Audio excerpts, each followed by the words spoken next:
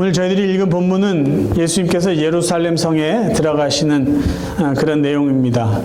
예수님은 이 사건 이후에 약 6일이 지나서 이제 십자가에 못 박혀 죽게 됩니다. 사실 지금 예수님은 이 지상사역을 모두 정리하시고 하나님의 뜻대로 십자가에 못 박혀 죽기 위해서 이제 예루살렘 성으로 들어가시는 그러한 예수님 사역의 마무리 단계에 해당되는 사건입니다. 저는 오늘 본문 말씀을 통해서 평소 예수님이 보여주신 것과는 조금 다른 예수님하고 어울리지 않는 그 내용들을 한번 정리해 보려고 합니다. 그리고 왜 예수님은 평소보다 어울리지 않은 그러한 일을 하셨을까? 그 이유에 대해서 같이 한번 생각해 보려고 합니다. 첫 번째, 예수님과 어울리지 않았던 일 하나는 뭐냐면 남의 집 나귀 새끼를 끌고 오라는 거예요. 본문 1절부터 3절에 보면 예수님께서 벳박에 베다니, 그러니까 예루살렘 성 가까이 오셔가지고 제자들 중에 2명에게 이렇게 얘기를 하시는 거예요. 저 맞은편 마을에 들어가서 어느 집 앞에 묶여있는 나귀 새끼를 풀어가지고 끌고 오라는 거야. 그러면 거기 있는 사람들이 왜 그러냐라고 물을 텐데 그때 주님이 쓰실 것이다. 그 말하면 그 사람들이 보내줄 거다. 제자들은 좀 의아했을 거예요. 근데 갔더니 정말 나귀 새끼가 있고 그걸 끌고 오려고 하니까 또 사람들이 물어보는 거예요. 그래서 주님이 쓰실 겁니다. 그랬더니 아무렇지도 않게 가겠다라는 것이죠. 우리가 이것을 보면은요, 그냥 쉽게 편하게 깊이 생각하지 않고 이런 내용을 읽으면 아, 예수님 정도 되면은 그냥 예수님이 쓰고 싶은 거 그냥 써도 되고, 그게 남의 집 낙이든 남의 집 물건이든 그냥 갖다 쓰시고, 당신 왜 그러냐 그러면 주님이 쓸 겁니다. 주님이니까 쓰는 겁니다. 그러면 다 되겠구나. 예수님 정도 유명하고 예수님처럼 능력이 있고 그러면 뭐 이것저것 묻지 않고 마음대로 써도 되겠구나. 뭐 그 정도 되겠지라고 생각할 수 있을 거예요. 근데 만약에 우리가 그렇게 생각한다면 예수님의 이러한 모습들이 우리의 상식을 좀 넘어서지 않습니까? 뭐 예의도 없는 것 같고 무례한 것 같고 예수님이라고 뭐 다 그렇게 해도 됩니까? 그렇게 생각할 수 있을 거 아니에요. 평소에 예수님이 보여줬던 어떤 다른 사람을 배려하고 그런 모습하고 좀 다르지 않습니까? 그 예수님은 왜 이렇게 했을까요? 지난 주일날 저희들이 잠깐 살펴본 것이 있어요. 예수님에게는요, 주님을 따르던 12명의 제자 외에도 각자 자기 삶에서 예수님을 섬겼던 그런 사람들이 있었다. 숨은 제자들이 있었다라고 우리는 살펴보았습니다. 이 사건 이후에요, 남의 집 나귀 새끼를 끌고 온 이 사건 이후에 며칠 후에 예수님과 12명의 제자는 우리가 알고 있는 대로 목요일 저녁에 마지막 저녁 식사, 최후의 만찬을 합니다. 그곳에서 성찬식을 했고요. 예수님은 제자들의 발을 닦아주는 세족식, 그 의식을 했어요. 그러면 그때 어느 집에서 그렇게 멋진 저녁 식사를 제자들이 준비했을까? 우리는 생각할 수 있어요. 근데 성경을 보면은요, 제자들의 집에서 그 저녁 식사를 준비한 게 아니라요, 숨어있는 어떤 제자가 그 장소와 음식을 제공했다라는 것을 우리가 알 수가 있습니다. 자, 마가복음 14장 12절부터 현대어 성경으로 제가 읽어드립니다. 여러분 잘 보세요. 무교절 잔치의 첫날은 유월절 양을 잡는 날이었다. 그래서 제자들은 선생님께서 드실 유월절 음식을 저희가 어디다가 차려야 할까요? 하고 물었다. 예수께서 제자 2사람을 예루살렘으로 보내시며 말씀하셨다. 성 안에 들어가면 물동이를 들고 너희를 향해 걸어오는 사람을 만날 테니 그를 따라가라. 그리고 그 사람이 들어가는 집주인에게 우리 선생님께서 제자들과 함께 유월절 음식을 먹을 방이 준비되어 있는지 알아보라고 하십니다 하고 말하라. 그러면 그가 이미 자리가 다 마련된 큰 다락방으로 너희를 안내할 것이다. 거기에다 준비해 놓으라. 두 제자가 성 안에 들어가 보니 예수께서 일러주신 대로 다 마련되어 있었다. 그들은 거기서 유월절 음식을 준비하였다. 무슨 이야기를 할까요? 제자들이 예수님께 유월절이 시작됐는데 우리는 어디서 식사를 하고 어떻게 주님을 위해서 준비해야 될까요? 그랬더니 예수님이 예루살렘 성에 들어가서 물동이 이고 하는 사람을 따라가라.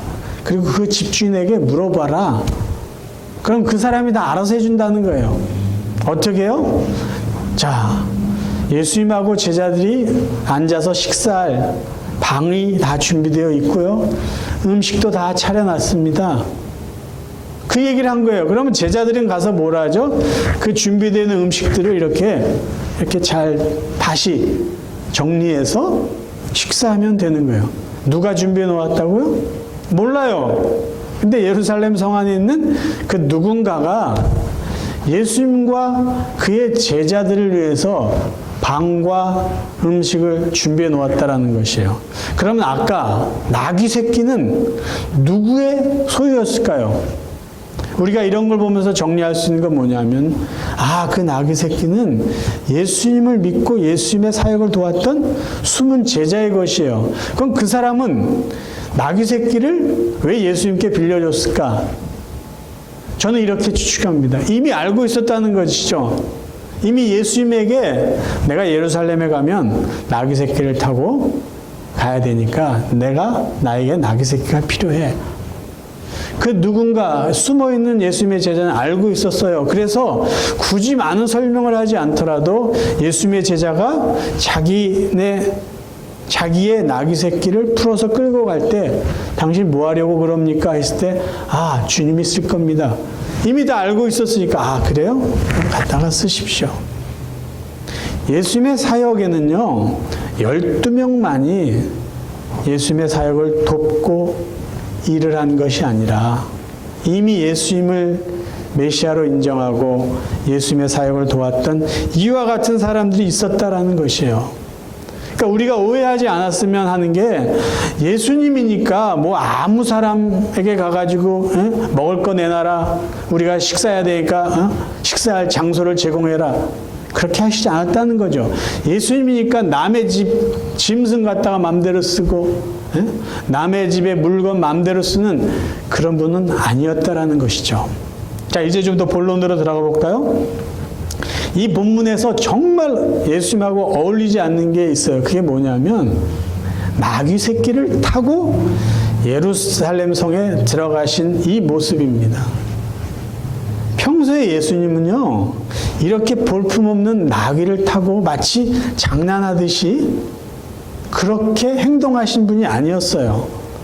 예수님은요 귀신을 쫓아냅니다. 그 쫓아낼 때 예수님의 그런 모습은 어땠을까요? 굉장히 권위 있었을 거 아니에요. 바리새인과 서기관들 앞에서는요 그들의 잘못을 신랄하게 비판했어요. 그리고 하나님 나라 천국의 비밀을 이야기할 때는요 정말 다른 어떤 선지자들이나 다른 어떤 율법학자들 같이 가르치지 않고 권세 있게 가르치셨어요. 풍랑을 꾸짖으셨습니다. 무리를 걸으셨습니다. 죽은 자를 살리셨어요. 오병이어의 기적을 일으키신 분이에요. 그런 분이요 여러분 잘 생각해 보세요. 나귀 새끼를 타고 많은 사람들이 있는데 예루살렘 성으로 들어가셨어요. 여러분 나귀 새끼는요 사람을 태우는 그런 용도로 사용하는 짐승이 아니고 그가 좀 잘하면 짐을 운반하는데 사용되는 짐승입니다. 그래서 이 나귀라는 이 짐승은요 제대로 다 컸을 때 가장 큰 그 나귀는 160 정도 그 몸 높이가 그렇게 된대요. 한 이 정도 될 거예요. 근데 성인이 되니까 다 큰 나귀 중에도요 좀 작은 나귀는 80cm 정도밖에 안 된대요. 그럼 나귀 새끼면요 80cm도 안 되는 거예요. 그러면 아무도 타본 적이 없는 나귀 새끼, 그 80cm도 안 되는 거를요 예수님이 탔다고 생각했을 때 나귀는 가만히 있었을까요? 그리고 예수님의 몸무게가 얼마나 나갔는지, 키가 얼마나 되는지 모르지만 저 정도 된 사람도 타면은요 그 나귀가 가만히 있었을까? 그러니까 예수의 발이 땅에 닿지 않았을까? 그런 생각을 해봐요. 그럼 보세요.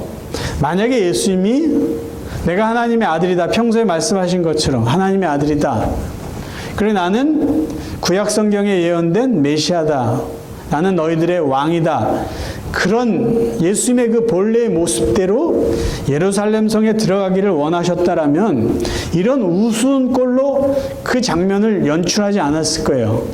정말 만왕의 왕으로 하나님의 아들로 사람들에게 보여주기를 원하셨다면요 아주 멋진 신발을 준비했더라든가, 아니면 좌우에 건장한 어떤 청년들을 호위무사처럼 이렇게 세워놓고 꽃을 뿌려놓던지 무슨 카펫을 깔아놨던지 악단을 동원해가지고 그냥 멋진 음악을 연주해놨던지 뭐 그렇게 했을 거 아니에요.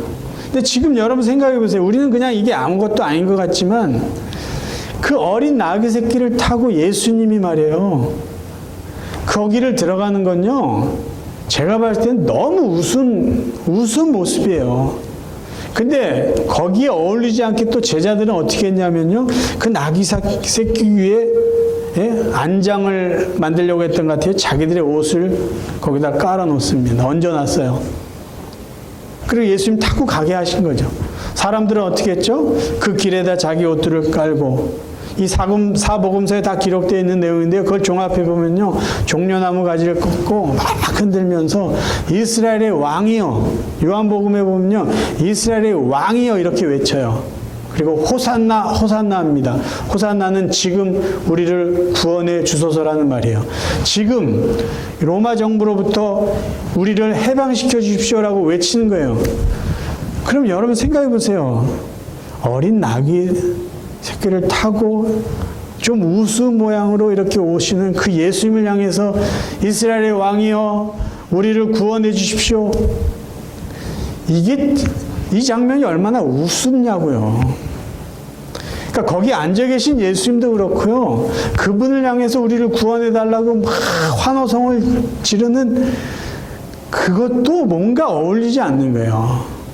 정말요. 예수님의 평소의 모습과는 전혀 합치가 되지 않는 볼품없고 우스운 장면이 지금 연출되고 있었습니다. 그럼 왜 예수님은 본인하고 어울리지 않는 이 모습으로 예루살렘 성에 들어가셨을까요? 한 가지 이유가 있어요. 그것은 뭐냐면요, 하나님의 뜻을 이루기 위해서요. 하나님께서 선지자를 통해서 예언하신 그 말씀을 이루기 위해서 이 어울리지 않는 모습으로 예수님은 예루살렘 성에 올라가셨다라는 거예요. 스가랴 9장 9절 말씀을 봅니다. 시온에 따라 크게 기뻐할지어다. 예루살렘에 따라 즐거이 부를지어다. 보라, 내 왕이 내게 임하시나니 그는 공의로우시며 구원을 베푸시며 겸손하여서 나귀를 타시나니 나귀의 작은 것 곧 나귀의 새끼니라. 하나님은요, 이 땅에 이스라엘의 왕으로 구원자로 예수님을 보내실 텐데 그 예수님이 나귀 새끼를 타고 겸손하게 예루살렘 성에 갈 것이다. 스가랴 선지자를 통해서 예언하셨어요. 예수님은 그 하나님의 예언의 말씀, 하나님의 뜻을 이루기 위해서 본인은 볼품이 없더라도 어떻게 보면 우습게 보일지라도 그 모습으로 가셨다라는 거예요. 예수님은 하나님의 뜻이라면요, 내가 다른 사람에게 어떻게 보이든지 그것은 중요하지 않으셨다라는 거예요. 하나님의 뜻이라면, 하나님이 원하시는 것이라면 그 원하는 그 모습 그대로 예수님은 행동하셨던 그런 분이에요. 왜? 자기가 다른 사람 앞에 어떻게 보이느냐, 그건 중요하지 않았어요. 하나님의 뜻을 이루는 것이 예수님에게는 더 중요했다라는 것이에요. 예수님이 이 땅에 오셔서 이렇게 말씀하셨어요. 요한복음 6장 38절 39절 내가 하늘로서 내려온 것은 내 뜻을 행하려 함이 아니요 나를 보내신 이의 뜻을 행하려 함이니라. 자기의 영광을 구하지 않았습니다. 조금 우습게 보이더라도 그건 별로 중요한 게 아니에요. 나를 통해서 나를 보내신 아버지의 뜻이 이루어지면 그것이 예수님에게는 기쁨이었고 그게 그분의 사역의 가장 중요한 우선순위였다라는 것이에요. 볼품없이 예수님이 나귀 새끼를 타신 이유, 성경의 예언을 이루시고 하나님의 뜻을 이루기 위해서였다라는 것입니다. 또 하나 우리가 살펴볼 예수님하고 어울리지 않는 장면이 있어요. 그것은 뭐냐면요, 예수님이 십자가에 못 박혀 죽으셨다라는 것이에요. 이것도 성경에서 예수님하고 어울리지 않는 장면 중에 하나입니다. 유대인들의 사고에서는요, 하나님의 아들이 십자가에 못 박혀 죽는다는 것은요, 상상할 수도 없는 일입니다. 왜냐하면 유대인들이 기본적으로 알고 있는 십자가의 죽음은요, 하나님의 저주의 상징입니다. 신명기 21장 23절 한번 읽어볼게요. 나무에 달린 자는 하나님께 저주를 받았음이니라. 그러니까 유대인들이 생각할 때 메시아다, 하나님 분의 선지자다, 하나님의 아들이다라고 한다면 절대로 하나님의 저주의 상징인 십자가에는 매달릴 수 없다라는 것이죠. 유대인의 상식이에요. 근데 예수님은요, 자기 스스로 나는 하나님의 아들이라고 얘기를 했어요. 그렇죠? 나는 하나님이 보낸 하나님의 아들이다라고 이야기한 사람이 하나님의 저주의 상징인 십자가에서 죽었어요. 이거는요, 앞뒤도 안 맞는 말이고요, 하나님의 아들이라고 스스로 말하는 사람과 전혀 어울리지 않는 모습이라는 거죠. 그러니까 예수님의 제자들도 이해가 되지 않았을 거예요. 저분 하나님의 아들이라고 믿고 따르던 제자들이 그 예수님이 십자가에 못 박혀 죽었어요. 얼마나 혼란스러웠겠어요. 이 도대체 우리가 뭘 믿어야 돼? 어떻게 이해해야 돼? 그랬을 거 아니에요. 그 주위에 있었던 유대인들도 마찬가지일 거 아니에요. 저 사람은 하나님의 아들이 아닐 거야. 하나님의 아들이라면 어떻게 하나님께 저주받아서 죽었겠어? 그랬을 거 아니에요. 그래서 사도 바울은요, 그가 부활하신 예수를 만나서 정말 회심하기 전까지 예수라는 그 사람이 하나님의 아들이라고 말하는 것 자체를요, 정말 욕을 할 정도로 인정할 수가 없는 거예요. 아니 도대체 말이 되는 이야기를 해야지. 하나님의 아들이 어떻게 하나님께 저주를 받아? 어떻게 그렇게 죽어? 그래서 바울은요, 하나님의 아들이 하나님의 저주를 받아 죽은 그것까지도 다 이해하지 못하고 그렇게 믿고 있는 기독교인들을요, 그냥 가만 내버려 둘 수가 없는 거예요. 그의 상식으로는. 그러니까 그렇게 정신 나간 사람을 잡아다 죽일 수밖에 없었죠.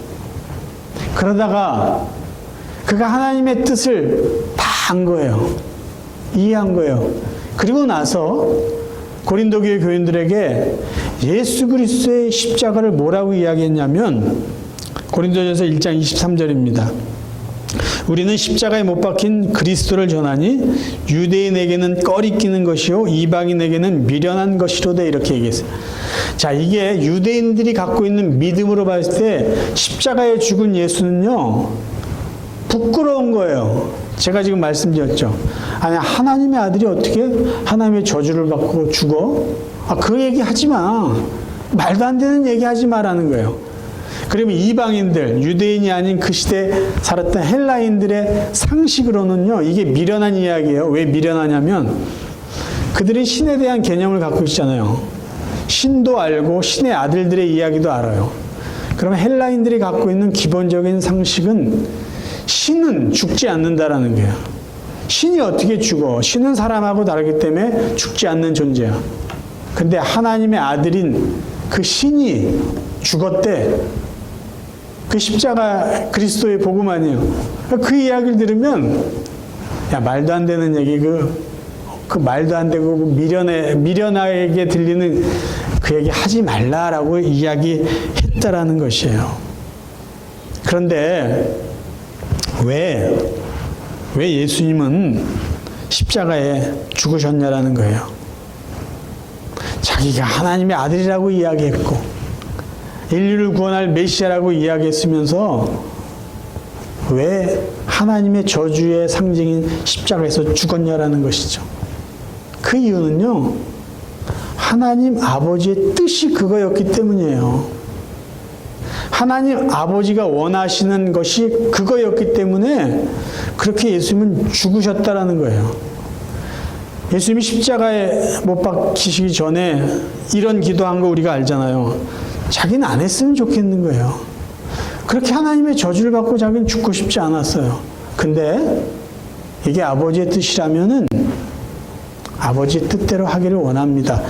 그렇게 기도하고 그는 아버지의 저주를 받고 죽었습니다. 왜요? 그래야지만 하나님의 공의도 이루어지고 하나님의 사랑도 실현되기 때문이죠. 하나님의 공의는 뭐냐? 죄는 반드시 죽여야 되는 것이 하나님의 공의예요. 그러니까 인간의 죄에 대한 하나님의 죽음의 저주는 예수님이 짊어지시고 인간을 사랑하시기에 그 죄를 용서해 주시는 하나님의 사랑은 인간들에게 온 것이죠. 예수님이 대신 저주받아 죽어주셨기 때문에. 그러니까 예수님하고 전혀 어울리지 않는 십자가의 죽음을 죽으신 것은 하나님의 뜻을 이루기 위해서였다라는 말씀이에요. 이제 저희들에게 이 말씀을 적용하기를 원합니다. 여러분께 질문을 드릴게요. 답이 정해진 질문인데 우리들의 삶 속에 하나님의 뜻이 이루어지는 게 좋을까요? 아니면 우리들의 생각과 우리의 계획대로 우리 삶이 이루어지는 게 더 좋을까요? 당연히 하나님의 뜻대로 우리들의 삶이, 우리들의 자녀들의 삶이 이루어지고 살아가는 게 훨씬 더 좋을 거 아니에요. 우리는요, 성질이 급해가지고 당장 눈앞에 보이는 그걸 원하고 기도해요. 근데 만약에 그런 기도가 그때마다 이루어졌더라면요, 우리는 더 힘들고 더 복잡한 삶을 살 것이에요.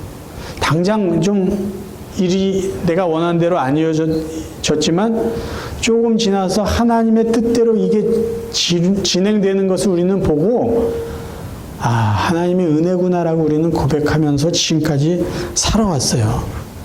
그런데 우리의 삶에 하나님의 뜻이 이루어지는 게 훨씬 좋다라는 것을 우리가 알고 인정하면서도 우리가 살아가는데 조금 어색하고 힘든 이유가 있어요. 그것은 뭐냐면 우리 안에서 이루어지는 하나님의 뜻이 이루어지는 과정이 우리가 생각할 때 조금 불편해요. 힘들기 때문이라는 거죠. 요셉의 예를 한번 들어볼게요. 창세기에 나온 요셉. 요셉은 어렸을 때 꿈을 꿉니다. 하늘에 빛이 되는 꿈이에요. 별이 되는 꿈이에요. 그것은 내가 많은 사람들에게 영광을 받고 높아진다는 꿈이죠. 근데 사실 그것은 하나님이 요셉을 통해서 이루실 하나님의 뜻이었어요. 하나님이 요셉을 통해서 이루시고자 하는 하나님의 뜻은 뭐냐면요, 요셉을 통해서 그 시대의 많은 사람들에게 하나님의 은혜를 나눠주기 위해서요. 그쵸? 흉년이 들었을 때 요셉을 통해서 그들에게 먹을 것을 줍니다. 그리고 하나님이 영광을 받으세요. 그리고 또 다른 하나님의 뜻이 있었는데 그건 뭐냐면 요셉을 통해서요, 이스라엘 백성을 애굽에서 번성케 하시는 거예요. 수백만 명의 인구로 키우시는 거예요. 왜 그랬을까요? 하나님의 뜻은요, 이스라엘 백성들을 가나안 땅으로 보내서 하나님의 통치가 있는 하나님의 나라를 만드시는 것이었기 때문이죠. 그러니까 하나님은 요셉을 높이셔서 하나님의 큰 그림을, 하나님의 뜻을 이루어 가신 거예요. 그런데 요셉을 통해서 하나님의 뜻이 이루어지는 그 과정이 요셉에게는 굉장히 어울리지 않고 힘든 시간이었다라는 거예요. 제가 말씀 읽어드릴게요. 창세기 39장 3절과 39장 23절입니다.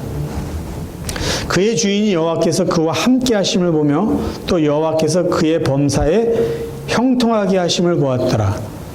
간수장은 그의 손에 맡긴 것을 무엇이든지 살펴보지 아니하였으니 이는 여호와께서 요셉과 함께 하심이라 여호와께서 그를 범사에 형통하게 하셨더라. 성경에서 하나님이 요셉과 함께 했다, 하나님이 요셉을 형통하게 하셨다라고 한 그때는 요셉이 노예로 있을 때였고요. 하나님이 함께 하시고 하나님이 그를 형통하게 하신 그때 요셉은 죄수로 있었어요. 강간 미수범의 누명을 쓰고 감옥살이를 하고 있었어요. 전혀 어울리지 않는 상황입니다.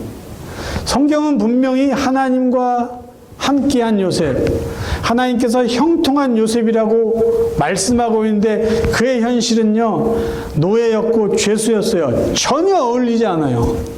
아주 불편한 삶을 살고 있었어요. 그런데 중요한 것이 있어요. 하나님은 요셉이 어울리지 않는 삶을 살고 요셉이 불편한 시간을 보내고 있는 그 시간을 통해서 하나님의 뜻을 이루어가고 있었어요. 요셉에게는 어울리지 않았지만 하나님은 그 시간이 하나님의 뜻을 이루는 아주 놀라운 시간이었다라는 것이에요.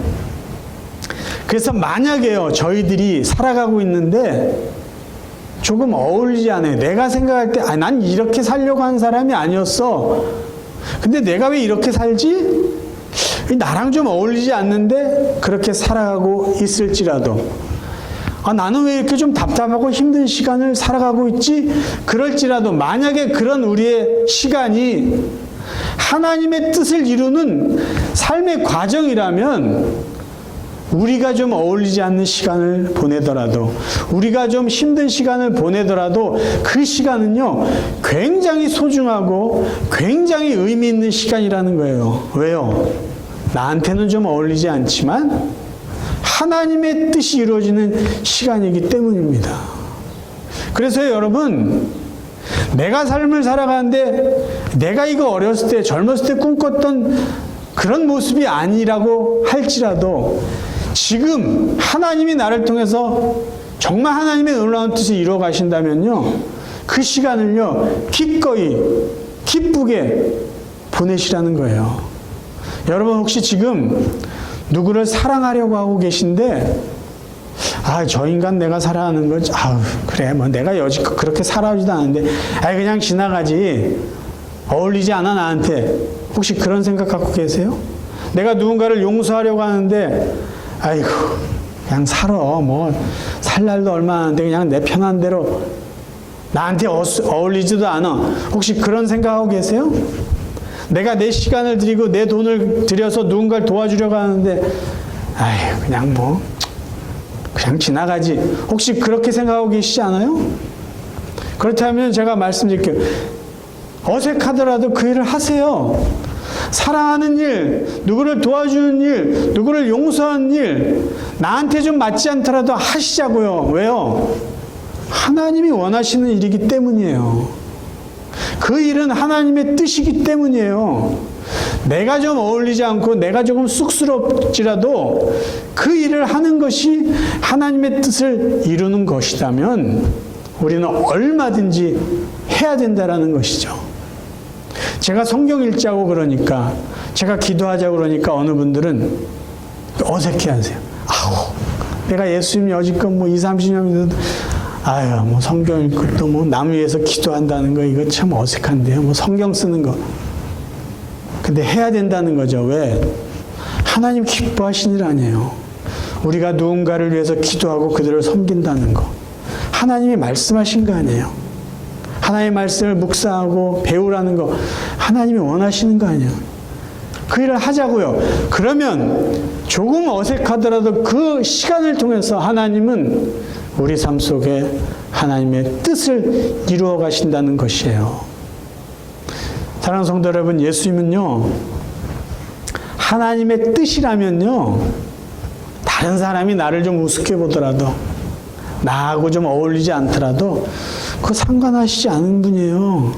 왜? 하나님이 원하시는 것이기 때문인 거죠. 나는 별로 중요하지 않더라는 거예요. 여러분, 하나님이 기뻐하시라면요, 내가 조금 불편하면 어때요? 내가 좀 어색하면 어때요? 하나님이 기뻐하시는 건데, 내가 조금 힘들면 어때요? 그 일을 통해서 하나님의 그 놀라운 뜻이 이루어질 텐데, 저와 여러분의 남은 삶이요, 하나님의 뜻이라면 조금 불편해도 기꺼이 감당할 수 있길 바라요. 하나님이 기뻐하시라면요, 나하고 조금 어울리는 것 같지 않더라도 열심히 할 수 있길 바라요. 그러다 보면 결국 그것이 저와 여러분에게는 아주 잘 어울리는 우리의 삶이 될 수 있을 것입니다. 그런 삶을 통해서 하나님께는 영광을 돌리고요, 다른 누군가에게는 조금이라도 더 하나님의 사랑을 나누고 덕을 끼치고 도움을 주며 살아가는 우리 복된 성도들 되시기를 주님의 이름으로 축원합니다. 우리 이 시간 같이 한번 기도하겠습니다.